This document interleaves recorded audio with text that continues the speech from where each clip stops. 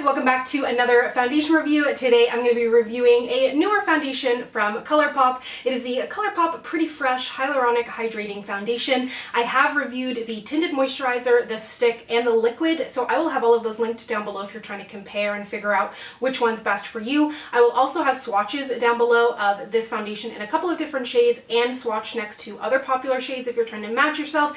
And I will have timestamps down below that will skip ahead to parts of this review like the application, the before and after flash photo test, how it looks in natural light, how it looks at the end of the day. I think that's everything. If you enjoy this type of review, be sure to subscribe, but let's go ahead and get started.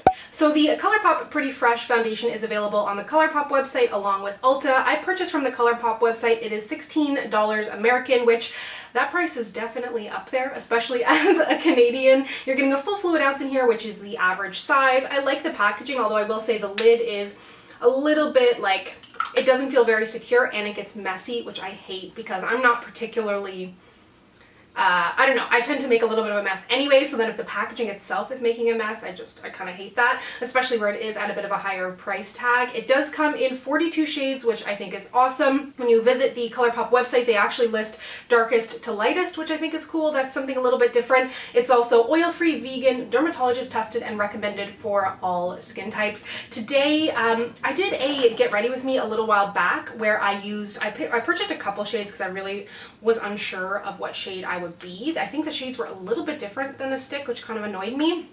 There wasn't a corresponding shade. In the last video, I wore medium dark 130N, and that worked, but almost went a little bit pink on me. So today I'm going to try a little bit of a more golden shade, which is a little more yellow than I would appreciate, but I'm going to wear this today so then you can see it in both applications on my face and kind of decide which shade may be better for you. So I'm going to wear medium dark 135W. So I'm going to go ahead and prime my face and we will get into application. So I'm going to go ahead and take out, let's try 2 pumps for now. It's got a pretty traditional feeling formula. I'm going to use this e.l.f. sponge. I do find this sponge, because it's so light and spongy, it doesn't do a lot in terms of like having really strong coverage, which I don't mind. This foundation, it's interesting because it kind of doesn't like, it claims things, but it's very light claims, which I actually appreciate. It says it's natural, healthy looking skin, skin perfecting, medium buildable coverage foundation. And in a world where everyone's like 47-hour shark proof foundation, I'm kind of like, okay, at least you're being realistic and you're not making any crazy claims. So I appreciate it. It's like setting the bar low and you have the opportunity to be delighted. But as you can see, like, you know, I didn't cut anything out there and it has really easy coverage. It definitely, in going, like, I feel like on my hand it looks more yellowy, and then on my face I think it does oxidize a little bit. I'm going to build it up just slightly, light layers. I'm not looking for any intense coverage. I do love a natural looking finish foundation that's medium. So you can see there, pretty good match. And I've got lots of breakouts to test coverage. So I'm going to go on this side. This is the primed side. I use the Smashbox kind of mattifying stick primer. I don't think it exists anymore. Having a bit of a sweaty face day. I did just get in from a walk. I'm trying to walk in the mornings, and it's quite humid today. But I'm just going to blend this out with the sponge. And I don't notice really any particular scent on it. Just kind of makeup-y, nothing super strong. So I like the way it looks on my face. I like the look of the coverage. I like the finish. It's not too shiny. I'm definitely going to powder. So I'm going to go ahead and put on the rest of my makeup. It also feels really lightweight too, I should say that. But I'm going to go ahead and put on the rest of my makeup, take some photos, and I will be right back. Okay, so I have the rest of my makeup on. As always, everything that I'm wearing will be listed and linked down below. I think the foundation looks really beautiful. I think it has, I feel like I should blend in my highlighter is a little much. But yeah, I think it looks really beautiful. It feels really good. It feels lightweight. I like the color match, and it doesn't have that heavy look to it, but it also doesn't have like, it doesn't feel too hydrating, if that makes sense. It feels very balanced. As for the photos, I thought it performed really well in both of those. In my kind of lighting here, I think it looks good. You can see there's not a huge shine to the skin or anything like that. And then in flash photo, most importantly, no major crazy white cast or anything like that. Of course, when you're taking flash photos, your powder, your concealer, all of those things are going to factor in. And I'm not wearing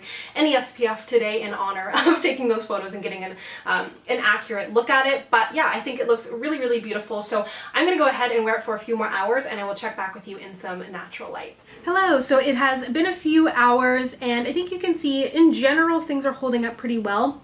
I definitely feel like it oxidized at least slightly. It could be the shade match as well. The oils are starting to push through on my face a little bit, so it's starting to feel a little bit more heavy. I'm also noticing that there's almost like some marks on my face where I may have like scratched or something like that, which is not completely unexpected, but it feels like it looks like more than I may have noticed, but otherwise it does look really good.